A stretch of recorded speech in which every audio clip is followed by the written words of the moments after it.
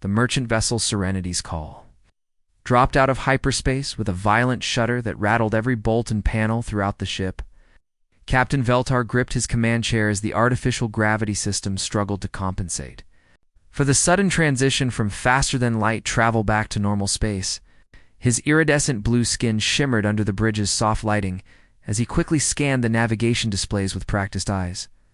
"Transition complete, Captain," reported his navigator Zimka from her station near the starboard wall. "We're approximately 2,000 kilometers from Kepler Station Trading Hub. All systems are operating within normal parameters." Veltar nodded with satisfaction. His crew of 4 Zephyrians had been making this particular supply run for nearly 3 years or now, carrying vital medical supplies in emergency equipment to the outer colony worlds that struggled to maintain adequate healthcare facilities. The route had become so routine that they could practically navigate it in their sleep. But Veltar never allowed complacency to creep into their operations. The bridge of the Serenity's Call was compact but efficiently designed, with each crew members station positioned for optimal workflow. The vessel itself was a modest cargo hauler, built for reliability rather than speed or luxury. Its hull bore the scars of countless docking procedures and minor impacts from space debris, but the ship remained structurally sound and mechanically dependable. "Captain," called out Kira, the communications officer, her voice suddenly tight with alarm that cut through the bridge's peaceful atmosphere. "I'm detecting multiple contacts on our long-range sensors. 6 vessels, and they're moving to intercept our position." Veltar felt his dual heart sink into his stomach as the tactical display updated with new information. The approaching ships were moving in a coordinated formation that spoke of military precision and hostile intent. Their sensor signatures matched no known merchant or civilian vessel configurations in the database. "Can you identify the vessel types?" he asked, though he already suspected the answer would bring nothing but bad news. Kira's fingers danced across her control panel as she refined the sensor readings. Negative on positive identification. But the hull configurations and energy signatures match known Ravager hunter ship designs. 6 vessels in total, approaching from multiple vectors. The blood drained from Veltar's face as the full implications hit him. Ravager pirates were among the most feared predators in this sector of the galaxy. Their reputation for brutality and advanced weaponry was legendary among merchant crews who traveled the outer trade routes. Stories circulated in every spaceport, cantina about entire crews who had simply vanished after encountering Ravager hunting packs. The sleek, predatory shapes of the hunter ships began to materialize on the main view screen as they closed the distance. With frightening speed, black holes seemed to absorb light rather than reflect it, giving them an ominous appearance that struck fear into the hearts of anyone who saw them. Weapon arrays bristled along their surfaces like mechanical spines, each one capable of delivering devastating firepower. "This is Skarthok of the Ravager fleet." A harsh voice suddenly crackled over the communication system, filled with menace and cruel amusement. "You pathetic merchants are now surrounded. Power down your engines immediately and prepare to be boarded. Any resistance will result in your extremely painful death." The Zephyrians on the bridge exchanged terrified glances as the reality of their situation became crystal clear. Their species had evolved as peaceful traders and artisans, with no natural aggressive instincts or warrior traditions. The concept of violence was so foreign to their culture that they had never developed significant defensive capabilities for their vessels. "Captain," whispered Dexron from the engineering station, his voice trembling with fear, "our shields are basic commercial grade. They're designed to deflect small debris and cosmic radiation, not military-grade weapons. We have no offensive capabilities whatsoever, just emergency signal flares." Veltar stared at the tactical display showing the 6 hunter ships, positioning themselves around the Serenity's Call in a perfect sphere formation. Each vessel was larger and more heavily armed than his cargo hauler. Their engines glowed with barely contained energy, ready to pursue if the merchants attempted to flee. The trap was complete and inescapable. "Navigation? Do we have any options for escape?" he asked desperately, though he already knew the answer. Zimka shook her head slowly. "Negative, Captain. They're positioned to cut off every possible escape vector. Our maximum speed is only 60% of their capability. Even if we could break through their formation, they would overtake us within minutes." The bridge fell silent, except for the steady hum of life support systems and the occasional beep from monitoring equipment. Each crew member was lost in their own thoughts, contemplating what the next few minutes might bring. They had heard the stories about what happened to crews who fell into Ravager hands, and none of those stories had happy endings. Veltar felt the weight of command pressing down on his shoulders like a physical burden. These 4 Zephyrians were not just his crew but his friends, individuals he had worked alongside for years. They trusted him to make the right decisions, to keep them safe during their peaceful missions of mercy. Now he faced the impossible task of protecting them from an enemy that showed no mercy to anyone. The hunter ships continued their approach with predatory patience, like wolves circling wounded prey. Their weapons remained powered, but not yet, firing, giving the merchants time to contemplate their hopeless situation. The psychological warfare was just as effective as any physical weapon. Wearing down their resolve before the real violence began, time seemed to stretch endlessly as the 6 vessels closed the final distance to optimal boarding range. "I understand you want part 2 of this HFY story, expanded into a detailed 1,000-word section. I can create this story expansion directly for you without needing to do research.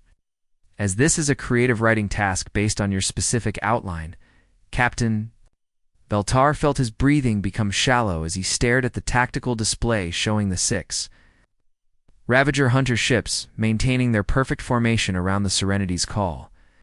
Each vessel pulsed with contained energy, their weapon systems charging with ominous purpose. The Zephyrian captain knew that within moments, his crew would face a fate worse than death if he failed to find some solution to their desperate situation. Summoning every ounce of courage he possessed, Veltar steadied himself against his command chair and activated the communication channel to the Ravager fleet. His voice trembled slightly despite his efforts to maintain composure as he spoke into the transmitter. "Scarthak, commander of the Ravager fleet. I am Captain Veltar, of the merchant vessel Serenity's call. We carry only medical supplies destined for the Kepler colonies. These are healing compounds, surgical instruments, and emergency medications. For sick children and injured workers, take our entire cargo if you wish, but please, I beg you, let my crew live. We are simple traders who have never harmed anyone." The response came immediately, and it chilled Veltar to his very core. Scarthak's laughter echoed through the bridge speakers like grinding metal being torn apart by industrial machinery. The sound was harsh and cruel, filled with malicious amusement at the Zephyrian's desperate plea. "Foolish Zephyrian," the Ravager commander snarled, his voice dripping with contempt. "You truly understand nothing about how the galaxy works. We take whatever we want, whenever we want it.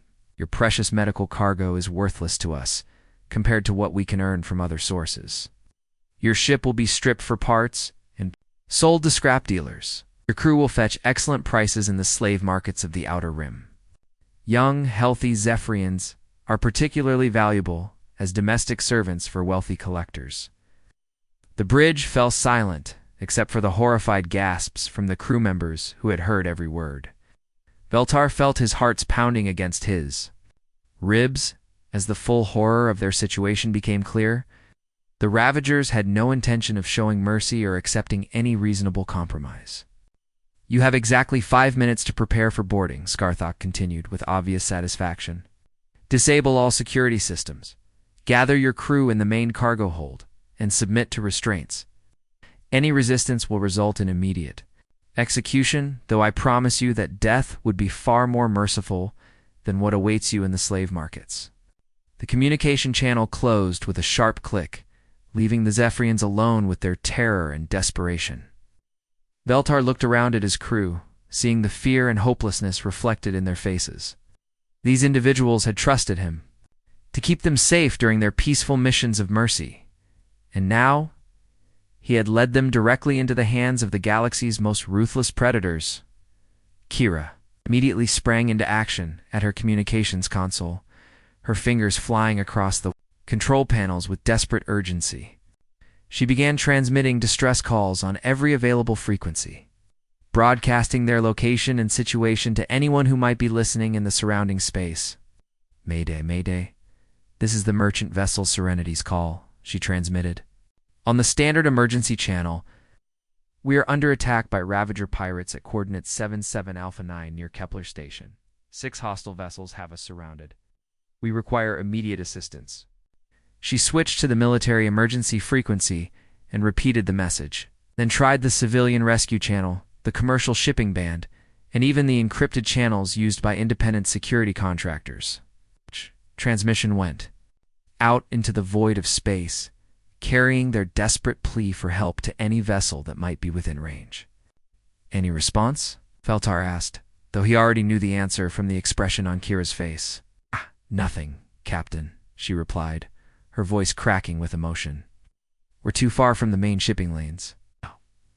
The nearest military patrol route is at least 4 hours away at maximum speed. Even if someone received our distress call right now, they couldn't reach us in time."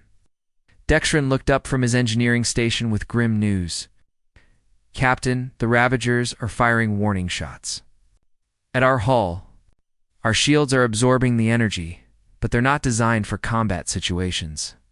The power levels are fluctuating wildly, and I'm seeing stress fractures in the shield generators." The ship shuddered as another warning shot struck their protective barrier. Sparks flew from an overloaded control panel, and the lights flickered ominously.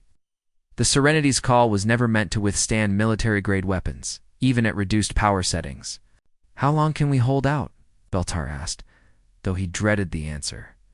"Maybe 2 or 3 more hits before complete shield failure," Dexron replied grimly. "After that, they could punch holes in our hull with their smallest weapons."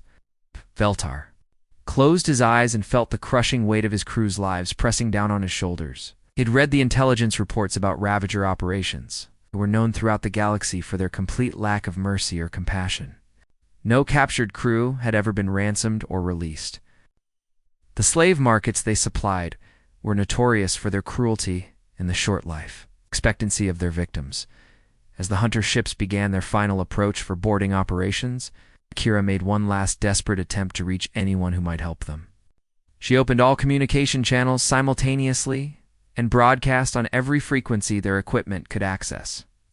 "Any vessel in range, this is the merchant ship Serenity's call under attack by Ravager pirates. We are peaceful traders carrying medical supplies. Please, if anyone can hear this transmission, we desperately need help. We have minutes before they board our vessel." The message went out into the darkness of space, a final cry for salvation that seemed destined to go unanswered. The space around the Serenity's call suddenly rippled with strange energy patterns as reality itself seemed to bend and twist. Captain Veltar watched in amazement as the fabric of space-time distorted, creating visible waves that spread outward like ripples on a pond. The phenomenon was beautiful and terrifying at the same time, indicating that another vessel was about to emerge from hyperspace directly into their crisis situation. A single ship materialized from the swirling energy distortion, its hull becoming solid and real as it completed the transition from faster-than-light travel. The newcomer was completely unremarkable in appearance. Nothing like the sleek, predatory shapes of the Ravager hunter ships that surrounded the merchant vessel. It was a medium-sized craft with worn, weathered hull plating that showed years of hard use and countless repairs. The ship's exterior bore the typical markings of a commercial freight hauler, with faded paint and patches of replacement metal. Where meteor impacts had been repaired, there were no obvious weapon systems visible on its hull. No missile launchers or energy cannon arrays that would mark it as a military vessel. It looked exactly like the kind of typical human merchant ship that could be found plying the trade routes between the inner systems. Carrying cargo and passengers from one world to another, Captain Veltar felt his heart sink even further as he realized that another innocent crew had just stumbled into the deadly trap that the Ravagers had set. The human vessel appeared to be roughly the same size and capability as the Serenity's call, meaning it would be just as helpless against the pirate fleet. Instead of one crew facing slavery and death, now there would be 2. The Ravager commander. Scarthak barely acknowledged the new arrival. His attention focused primarily on the boarding preparations for the Zephyrian merchant ship. His voice crackled over the open communication channel with cruel amusement as he addressed his subordinates. "Another prize has delivered itself to us," he muttered with satisfaction. "2 ships for the price of 1 hunt. The human vessel appears to be a standard cargo hauler, probably carrying trade goods that will fetch decent prices in the black markets. We can process both crews simultaneously and maximize our profits from this encounter." The other Ravager captains responded with harsh laughter and eager anticipation. Their hunting pack had expected to capture only 1 merchant vessel, but now they would return to their base with twice the expected haul. The human ship represented additional slaves, spare parts, and cargo that would significantly increase their earnings from this operation. However, their casual dismissal of the human vessel was interrupted when a calm, steady voice suddenly cut through the communications chatter.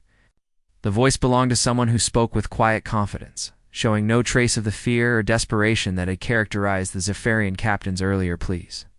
"Ravager vessels, this is Captain Park of the Defiance Edge," the voice announced over the standard communication frequency. "I am ordering you to release the merchant vessel immediately and withdraw from this system, or you will face the consequences of your actions." The bridge of the Serenity's call fell silent as the crew processed what they had just heard. The human captain was actually challenging the Ravager fleet, issuing demands rather than pleading for mercy. His tone was calm and professional, as if he were discussing routine business matters rather than facing 6 heavily armed pirate vessels. The Ravager's response was immediate and explosive. Their harsh laughter filled the communication channels, echoing with genuine amusement at what they perceived as an incredibly foolish display of bravado. Scarthok's voice rose above the others, filled with malicious glee. "A human challenges us," he snarled with disbelief. "You pathetic fool, do you have any idea what you have just done? We are the terror of this sector, the nightmare that merchant crews whisper about in their sleep. You will die screaming for your impudence, and your crew will wish they had never been born." The other Ravager captains added their own threats and taunts, their voices creating a cacophony of cruel promises about what they would do to the human crew. They seemed genuinely entertained by the audacity of a single merchant vessel challenging their entire hunting pack. Captain Park's response came after a moment of silence, his voice remaining perfectly calm and controlled despite the threats and intimidation. There was something in his tone that suggested he had expected exactly this reaction from the pirates. "I gave you a choice," he replied evenly, with no trace of fear or uncertainty. "You made yours?" Captain Veltar watched in complete bewilderment as the small human ship remained motionless in space, showing no signs of fleeing or powering up defensive systems. The vessel appeared to be completely defenseless against the 6 heavily armed hunters that now had 2 targets instead of 1. The Zephyrian captain could not understand what the human was thinking or planning. Was this Captain Park completely insane? Or did he possess some hidden plan that the Zephyrians could not see? The human's confidence seemed impossible, given the overwhelming odds against him. But there was something in his voice that suggested he knew exactly what he was doing. The tactical situation appeared hopeless for both merchant vessels. But the human captain showed no signs of panic or desperation. The moment the Ravagers opened fire on the Defiance Edge, everything changed in ways that no one could have predicted.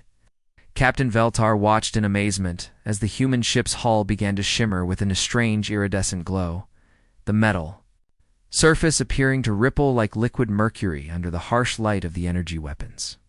Instead of the expected explosions and hull breaches, the incoming plasma bolts seemed to be absorbed directly into the ship's structure, disappearing completely as if they had never existed. The Defiance Edge suddenly burst into motion with startling speed and agility that defied everything the Zephyrians knew about human engineering capabilities. The vessel twisted and spun through space with the grace of a dancer, moving far faster than any merchant ship should have been able to achieve. Captain Park's ship accelerated and changed direction with impossible precision, as if the normal laws of physics had been suspended for his benefit alone, Captain. Veltar realized that Captain Park had been deliberately hiding the true capabilities of his vessel beneath its unremarkable exterior appearance. The worn hull plating and faded paint had been a clever disguise. making the ship appear to be nothing more than an ordinary cargo hauler when it was actually something far more dangerous and sophisticated. The human captain had retrofitted his ship with experimental technology that pushed the boundaries of known science. The adaptive energy absorption shields that coated the hull could convert incoming weapon fire directly into usable power for the ship's systems, turning enemy attacks into fuel for defensive and offensive operations. The technology was so advanced that it appeared almost magical to observers who had never seen anything like it before. From hidden compartments throughout the ship's hull, thousands of tiny drones suddenly emerged like an angry swarm of mechanical insects. Each drone was no larger than a human fist, but together they formed a cloud of destruction that moved with coordinated intelligence. These swarm drones had been designed to bypass conventional defensive systems by exploiting weaknesses that larger weapons could not target effectively. The first Ravager Hunter ship never saw the attack coming. A single railgun round, fired from a weapon system that had been completely hidden within the Defiant's edge, punched through the pirate vessel's shields as if they were made of paper. The projectile was a simple chunk of dense metal accelerated to incredible velocity by magnetic coils, requiring no exotic energy sources that could be detected by enemy sensors. The kinetic weapon ignored the Ravager's energy barriers entirely, since solid matter traveling at such extreme speed could not be stopped by fields designed to deflect plasma or laser beams. The railgun round struck the Hunter ship's reactor core with devastating precision, causing a chain reaction that tore the vessel apart from within. The explosion was a brilliant flash of white light that briefly outshone the nearby star, leaving nothing but expanding debris where the pirate ship had been moments before. The second Hunter ship found itself engulfed by the swarm of tiny drones that moved with terrifying coordination. Each small machine carried specialized tools designed to disable specific ship systems, working together like a hive mind to systematically destroy the vessel's combat capabilities. Some drones cut through armor plating with miniature plasma cutters, while others invaded the ship's computer networks through external sensor arrays. Within seconds, the second Ravager ship was completely helpless, as its weapon systems went offline one by one. The drones had severed power cables, destroyed targeting computers, and disabled the firing mechanisms of every weapon on the vessel. The pirate crew found themselves trapped inside a ship that could no longer fight back, watching in horror as their supposedly superior technology was rendered useless by human innovation. The third and fourth Hunter ships attempted to coordinate their attack using standard military tactics that had served them well in previous encounters. Their captains communicated rapidly with each other, trying to establish overlapping fields of fire that would overwhelm the human vessel's defenses through sheer volume of incoming weapons fire. However, Captain Park anticipated their moves with uncanny precision, as if he could read their thoughts and predict their actions before they made them. He had studied Ravager tactics extensively, learning from every recorded encounter between human forces and pirate fleets. The human captain used the pirates' own formations against them, positioning his ship so that their coordinated attacks would interfere with each other when the third and fourth ships fired simultaneously. Park maneuvered the Defiant's edge so that their energy beams crossed paths directly in front of his vessel.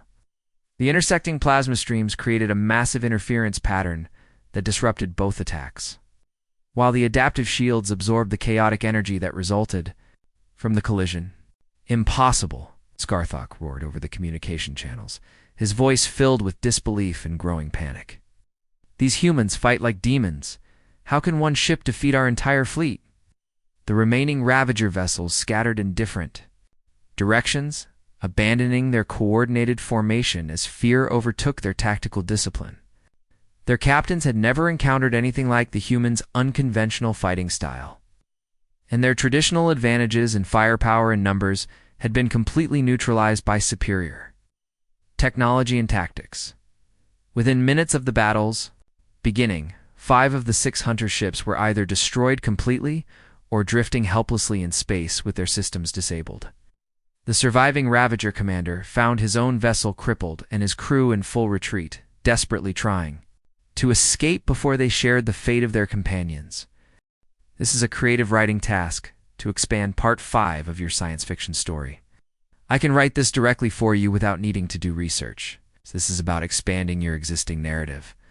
The silence that followed the destruction of the Ravager fleet was deafening. Captain Park's voice came over the communication channel, maintaining the same calm and steady tone that had characterized his earlier warnings. There was no trace of celebration or triumph in his words, only the quiet satisfaction of a job completed. With professional efficiency, Scarthak, I am offering you exactly the same choice you gave the Zephyrians. Park announced to the surviving Ravager commander, surrender immediately and withdraw from this system, or join your companions in the void. You have 30 seconds to make your decision. The Ravager commander's ship drifted helplessly in space, its weapon systems completely disabled by the swarm of human drones that had systematically destroyed every offensive capability. Scarthak's pride had been shattered along with his fleet. His reputation as a fearsome pirate leader reduced to nothing in the span of a few minutes.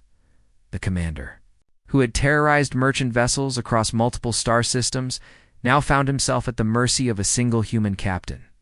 You have won this day, human, Scarthak finally responded. His voice filled with bitter defeat and barely contained rage, but this is not over. The Ravager clans will remember what happened here, and we will have our revenge. Perhaps, Park replied evenly, but today you will power down your remaining weapons and leave this system. Any attempt to return will be met with the same response you received today. The surviving Ravager vessel powered down its weapon systems and began the slow process of charging its hyperspace engines.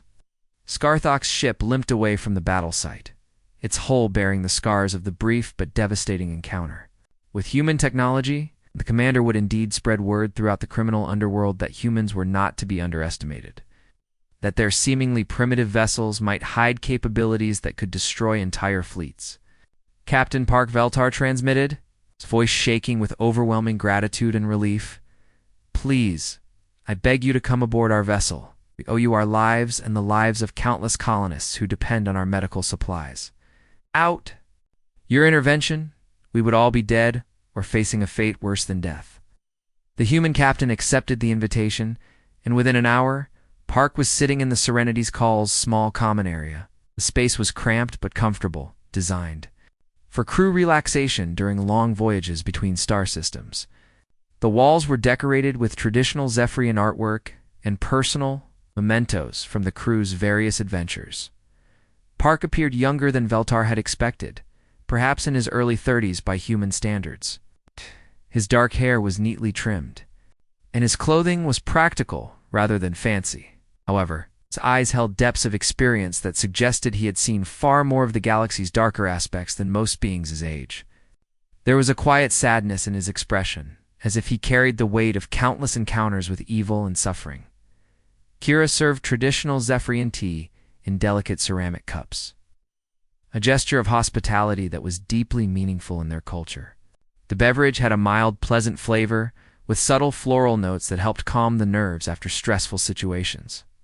Park accepted the cup graciously and took a small sip, nodding his appreciation for the thoughtful gesture. You are not military, Kira observed as she studied their rescuer carefully. Your ship bears no governmental markings and your equipment is clearly civilian in origin. How did you know to help us? What brought you to this exact location at precisely the right moment? Park smiled sadly, his expression reflecting both determination and melancholy. There are humans scattered throughout the galaxy who have taken it upon themselves to protect the innocent, he explained quietly.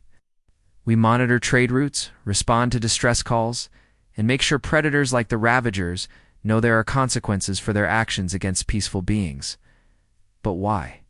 Veltar asked, genuinely puzzled by the concept. What do you gain from risking your life for strangers? We had nothing to offer you in return for your assistance, because someone has to, Park replied simply. The galaxy is full of predators who prey on the weak and innocent. Official military forces cannot be everywhere at once, and many governments are too corrupt or inefficient to protect their own citizens. Independent operators like myself fill the gaps, providing protection where none exists. Dexron leaned forward with curiosity. Are there many humans like you? This seems like a dangerous way to live. More than you might expect, Park answered.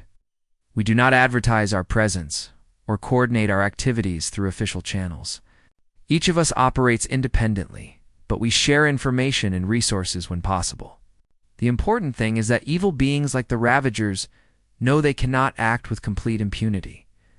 As the Defiant's Edge prepared to depart, Beltar transmitted a priority message to Zephyrian Fleet Command headquarters. The humans can be trusted, he reported earnestly.